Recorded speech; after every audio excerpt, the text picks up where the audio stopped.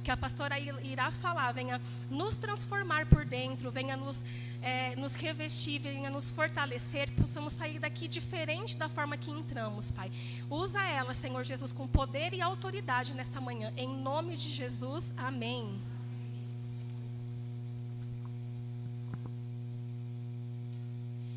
Graça e paz, amém? Olha para o seu lado, o que você vê?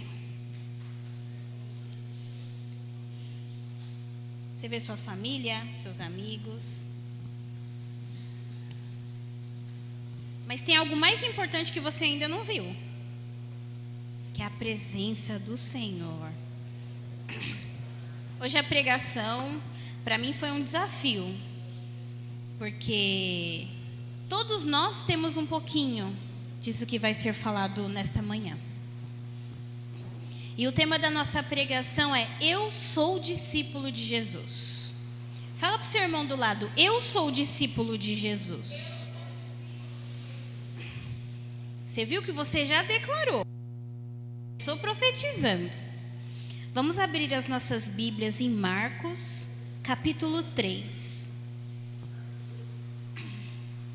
Hoje a gente vai de Bíblia. Não tem muita tecnologia hoje, não. Marcos capítulo 3, Novo Testamento. Olha, eu já tinha lido essa palavra antes, mas o profundo que Deus me mostrou dessa palavra foi muito diferente dessa vez. Foi algo que me despertou para um momento de intimidade diferenciado com Cristo. Marcos capítulo 3. Nós vamos ler do 13 ao 22. Jesus subiu um monte, chamou os que ele quis, e eles foram para perto dele. Então escolheu 12 homens para ficarem com ele e serem enviados para anunciar o evangelho. A esses 12 ele chamou de apóstolos. Eles receberam autoridade para expulsar demônios. Os 12 foram estes: Simão, a quem Jesus deu o nome de Pedro, Tiago e João, filhos de Zebedeu. A estes ele deu o nome de Boanerges, que quer dizer filhos de trovão, André, Filipe, Bartolomeu, Mateus, Tomé, Tiago, filho de Alfeu, Tadeu, Simão, o nacionalista, e Judas Iscariotes, que traiu Jesus. Quando Jesus foi para casa, uma grande multidão se ajuntou de novo, e era tanta gente que ele e os discípulos não tinham tempo nem para comer. Os parentes de Jesus souberam disso e foram buscá-los, porque algumas pessoas estavam dizendo que ele estava louco. Alguns mestres da lei que tinham vindo de Jerusalém diziam: ele está dominado por Belzebu, o chefe dos demônios. É Belzebu que dá poder a este homem para expulsar demônios. Então Jesus, ele foi confundido com um homem mau, porque falaram que Jesus estava possuído, porque ele tinha dons, né? E na palavra de Deus é muito legal essa parte, porque a multidão, ao mesmo tempo que se espalhava, quando Jesus passava, ele era rodeado e tomado por uma multidão.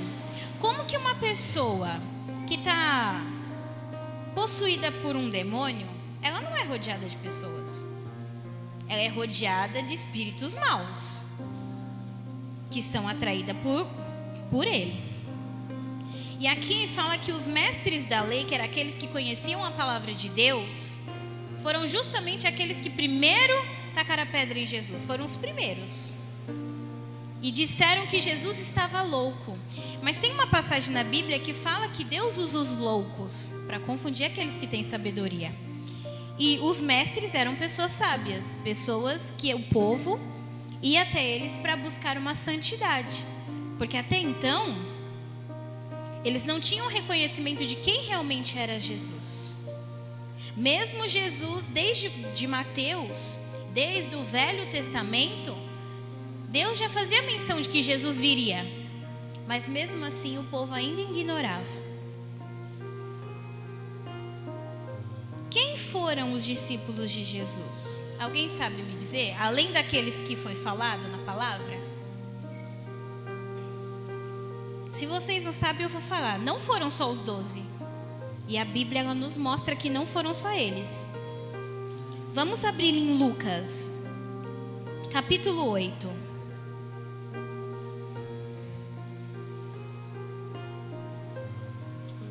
Aí vocês vão entender um pouquinho.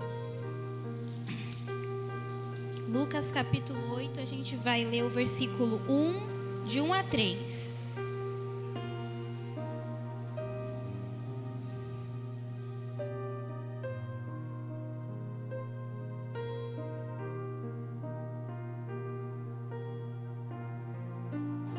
Glória a Deus. Algum tempo depois, Jesus saiu e viajou por cidades e povoados, anunciando a boa notícia do reino de Deus. Os 12 discípulos foram com ele, e também algumas mulheres que haviam sido livradas de espíritos maus e curadas de doenças. Eram Maria, chamada Madalena, de quem tinha sido expulsos 7 demônios. Joana, mulher de Cusa, que era alto funcionário do governo de Herodes. Susana e muitas outras mulheres que com os seus próprios recursos ajudavam Jesus e seus discípulos. Então, além dos 12, Jesus escolheu algumas mulheres para estar com ele. E isso me fez ver que Jesus ele escolheu pessoas comuns.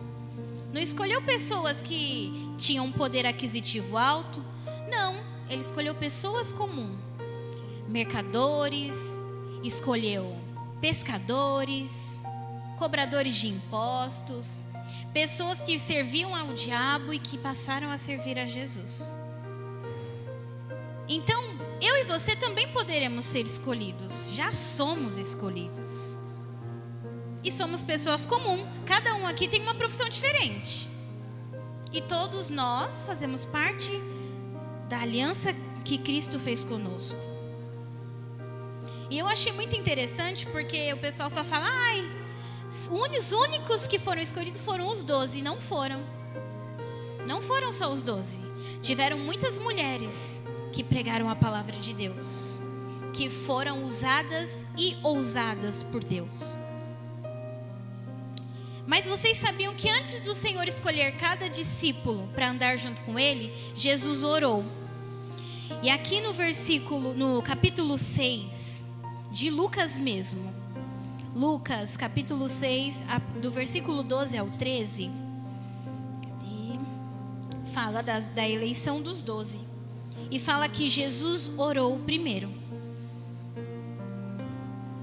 Naquela ocasião, Jesus subiu um monte para orar e passou a noite orando a Deus.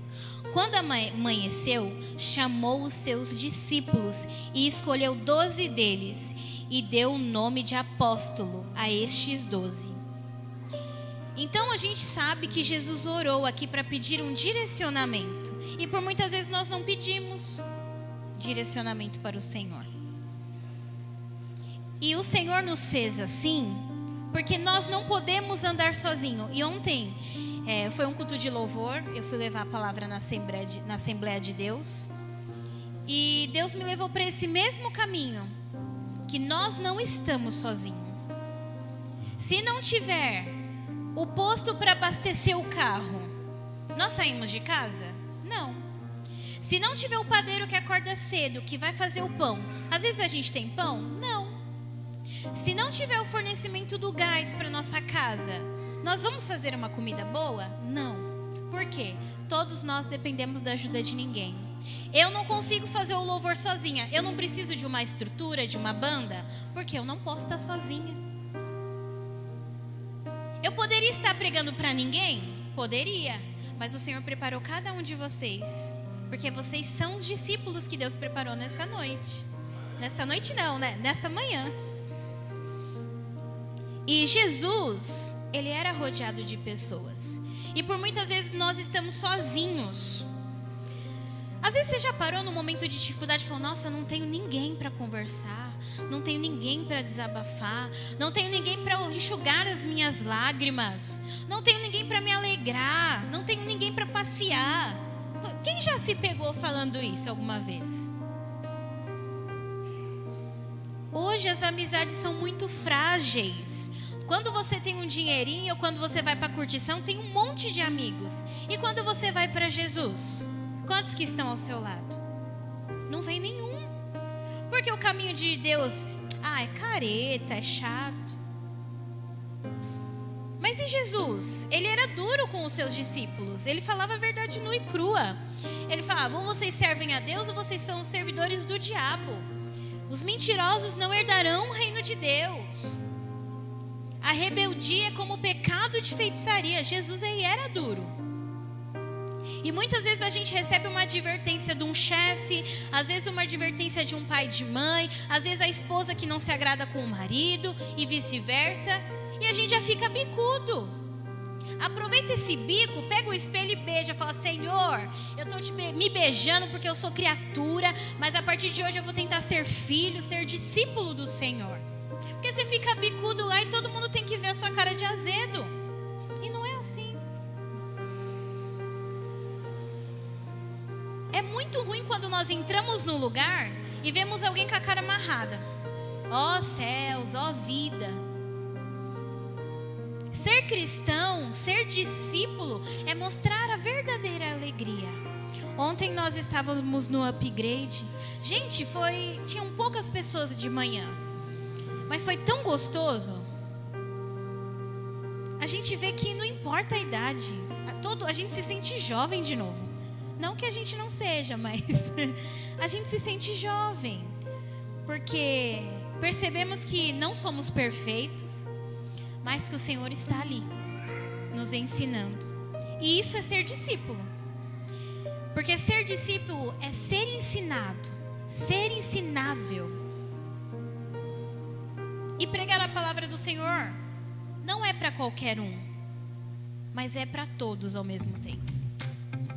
A partir do momento que você tem discernimento de quem é Jesus na sua vida, você tem autoridade para ser testemunha viva de Jesus Cristo. E aqui no capítulo 5 de Lucas, versículo 32, o Senhor fala assim: eu não vim chamar os justos, mas sim os pecadores ao arrependimento. Então o Senhor está chamando todos nós. Todos nós precisamos nos arrepender. Mas hoje eu não fiz nada. Às vezes só porque a gente pensou em algo, a Bíblia fala que nós já pecamos. E às vezes a gente peca por tão pouco, e às vezes a gente não percebe. E o Senhor fala: ora, fale comigo. Antes de dormir eu sempre faço essa oração. Eu falo: Senhor, perdoa os meus pecados que eu cometi consciente e inconsciente. Porque às vezes a gente não tem noção do que a gente fez. E às vezes depois nós vamos perceber que foi algo tão grande.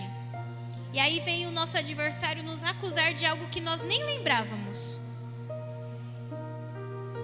E o Senhor fala: vem me buscar. Igual foi falado, deixa queimar a chama em Cristo. E ser discípulo de Jesus é deixar queimar a chama. Jesus chamou os fortes aqui, pelo que a gente vê? Não. Ele chamou pessoas comuns. Mas eu sou tímido. Mas eu sou mais gordinho, mas eu sou mais magrinho. O Senhor te chamou mesmo assim. Mas eu não sei louvar bonito. Mas eu não sei pregar. Você sabe servir? Já basta. Porque para seguir a Cristo tem que ser servo. Senão, é a mesma coisa que nada. É muito fácil você receber. Eu quero ver você se doar. Você é um discípulo de Jesus? Você se considera um discípulo de Jesus? Se a gente notar, cada discípulo tinha um dom. Se nós notarmos na igreja, cada um tem um dom. Um é mais criativo, outro gosta de cozinha, ou outros é igual a avó Sueli, que gosta de organizar. Outros é sorriso igual o Pedro, igual a Laura, que recebem as pessoas muito bem. Todos nós temos uma vocação. O Abner que está sorrindo. Então assim, todos nós temos um chamado diante do Senhor. O que vai nos diferenciar do mundo é o que nós fazemos com essa vocação, com esse chamado. O que é ser escolhido pelo Mestre? É você ser destacado no meio da multidão, ser escolhido, aí o Senhor te acolheu, te limpou, trocou suas vestes e te chamou de filho. Às vezes nem o nosso pai, nós também faz isso conosco. Mas Jesus, ele faz. Jesus, ele sempre vai estar por perto, ao nosso redor. E por mais que às vezes nós nos sentimos sozinhos, nos sentimos tristes, o Senhor, ele está aqui para enxugar cada lágrima. Ele te escolheu no meio da multidão. Não porque você é o mais bonito, mas porque você é especial. E seguir a Cristo é renunciar. É renúncia. Sair da multidão e ser mais um a brilhar no meio das trevas. É isso que a palavra nos orienta. Nós somos co-herdeiros de Cristo, então nós somos família de Jesus. O nosso Deus Altíssimo, ele tem um plano de salvação para cada um de nós. Se você cair para a esquerda ou para a direita, saiba que tem anjos te cercando. Mas não desvia do foco, que é Jesus Cristo. Só há um caminho, só há uma saída. Outros caminhos te levarão à morte, como diz em Romanos, que o salário do pecado é a morte, mas o dom gratuito de Deus é a vida eterna.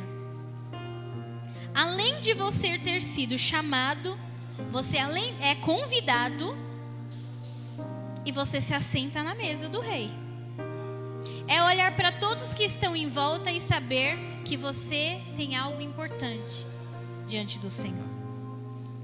É estar com o Mestre, é ter relacionamento com Ele. Só que ter relacionamento com Ele não define o seu grau de espiritualidade. Por quê? Judas, ele se assentou na mesa de Cristo. Ele abraçou Jesus, ele orou com Jesus, ele beijou Jesus e traiu Jesus. Muitas vezes as pessoas que vocês mais admiram dentro da igreja não vão estar na sua casa, mas pode ter certeza que elas estão orando por você, que elas estão intercedendo por você. E isso mostra um caráter ensinável. Nós temos que deixar Deus mudar o nosso caráter. Não entrar do mesmo jeito, sair do mesmo jeito. Ah, Deus me chamou assim, então eu vou assim, não vou mudar. Precisa ter mudança. O Senhor precisa transformar a sua personalidade numa personalidade cristã. Porque o que é ser cristão? É mini Cristo aqui na terra. É exalar a essência de Jesus. Antes de irar, parar e pensar, porque nós temos como fazer isso. Senhor, se fosse Jesus no meu lugar, que atitude eu tomaria? Pare de agir como leigo. Vocês são conhecedores da palavra. Ser discípulo tem que pensar. Temos que parar de agir como Pedro quando era trigo novo. Temos que ser trigos maduros na presença do Senhor. Tem muito joio junto com o trigo. O Senhor vai começar a separar. Que lado você vai escolher? Você ainda tem escolha. Jesus não voltou ainda. Mas é preciso buscá-lo. É preciso se diferenciar dos discípulos. Cada discípulo tem uma identidade diferente. Temos que parar de ser multidão. Temos que ser servos. Para junto herdarmos aquilo que o Senhor nos prometeu. Quanto tempo você tem passado com o teu mestre? Quanto tempo de intimidade você tem passado com o Senhor? Vocês já chegaram a colocar numa balança? O dia tem 24 horas. A semana tem 7 dias. Dessas 24 horas, 8 você dorme. Então, você meio que está morto, porque quando você dorme, você não tem como pensar, tomar decisões. E o restante das horas, o que você faz? Você se dedica pelo menos 2 horas por dia para Cristo? Para ser discípulo? Porque quando nós lemos a palavra de Deus, não quer dizer que nós somos superiores a ninguém, mas estamos sentando e sendo discípulos de Cristo, porque através da palavra, o Espírito Santo, ele nos traz revelação. E ser discípulo é sentar e aprender, como se fosse numa escola.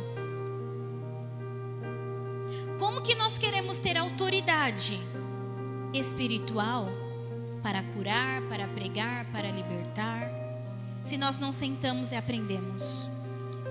Mas eu não tenho tempo para participar de discipulado. Mas eu tenho certeza que quando você passa meia hora no banheiro mexendo no celular, você pode estar meia hora lendo a Bíblia no banheiro também, se for o único tempo que você tem, se for otimizar assim. Impossível você entrar num site e ver Bíblia online. Você consegue ler a palavra. Às vezes você não tem ela física, mas consegue. Então não é desculpa de ninguém falar, eu não tenho tempo. Tem a Bíblia em áudio para quem não gosta de ler. Então hoje já não é mais desculpa de não ouvir a palavra de Deus. Ser discípulo é não ficar parado. O que acontece quando a água fica parada? Não dá dengue, dá bichinho, dá sujeira? O Senhor quer que nós estejamos em constante movimento. Nós somos poucos na igreja. Se cada um fizer a sua parte e estar em movimento, a igreja nunca vai ficar vazia. Se cada um fizer a sua parte. Mas está difícil. Difícil é um prédio em cima do outro. Não é difícil. Você pelo menos tentar num domingo convidar uma única pessoa para estar ouvindo a palavra de Deus. Vamos parar de aceitar a realidade da nossa igreja. Nós somos a igreja de Cristo. O Senhor precisa nos levantar para uma nova geração. Eu vou implantar um desafio aqui. Creio que o pastor Aderso depois vai ver a live. Cada um, até o final do ano, tem que pelo menos trazer uma pessoa diferente todos os domingos. Vai ser um desafio para as nossas vidas. Temos que trazer alguém. E a gente vai ter pontos. E no final do ano, em dezembro, eu vou dar um presente para o primeiro e para o segundo lugar. Eu estou falando de mim. Nós temos que ser discípulos, nós temos que estimular o nosso discipulado. Se vocês topam esse desafio, topam? Não vai ser fácil, gente.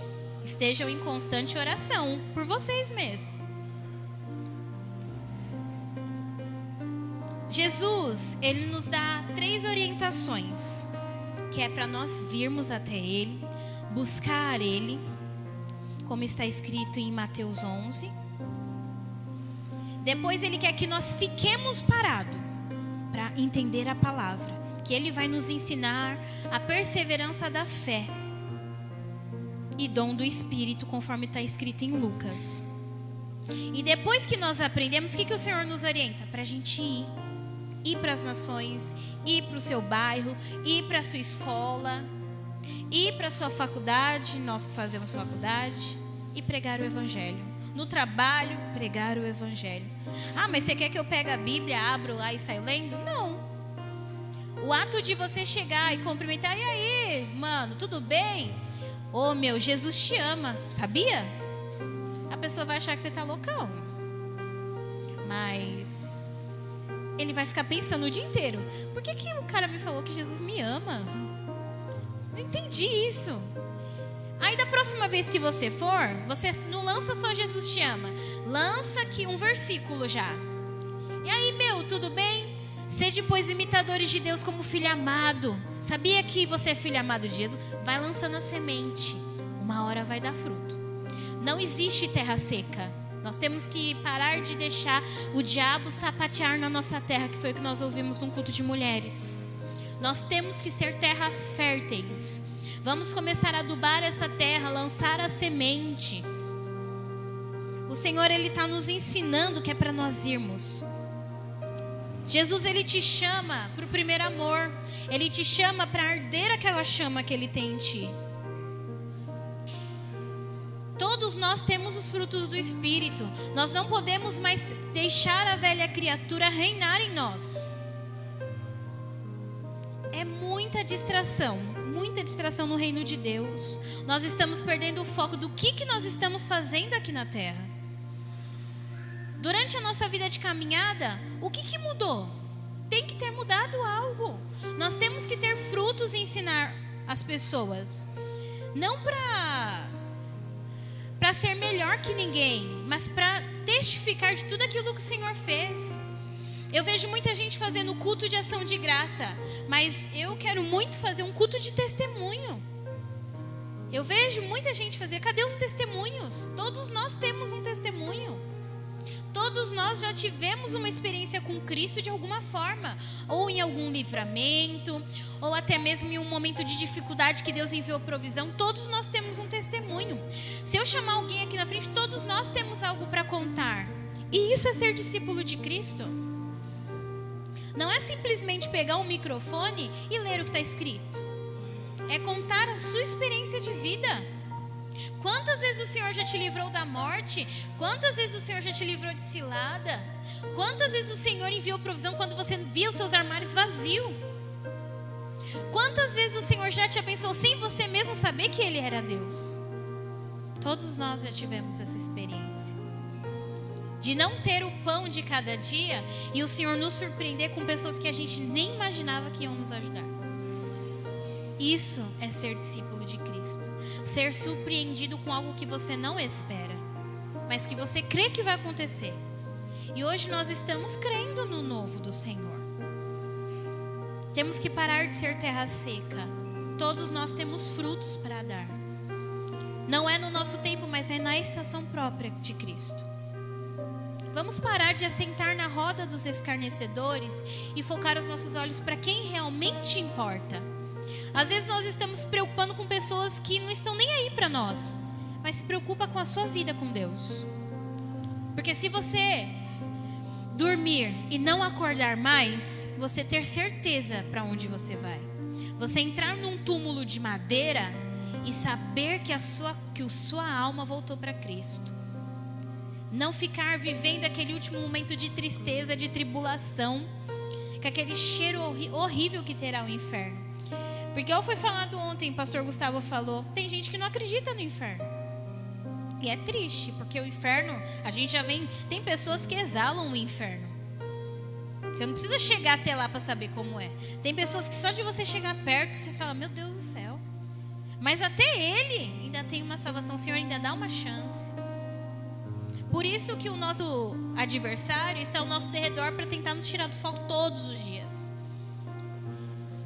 Qual é o único dia que você não peca? Não tem um dia que nós não conseguimos ficar sem pecar.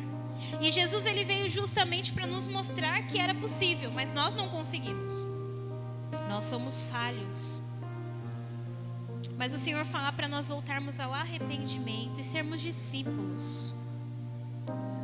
Não estou dizendo para você ler a Bíblia inteira num dia, mas que você tenha a responsabilidade de entender o que Deus te entregou. Todos nós temos uma Bíblia dentro da nossa casa. Não é para ficar aberta no Salmo 91, que a Bíblia não se lê sozinha. Precisa de nós para lermos. Amém? Sou Igreja de Deus.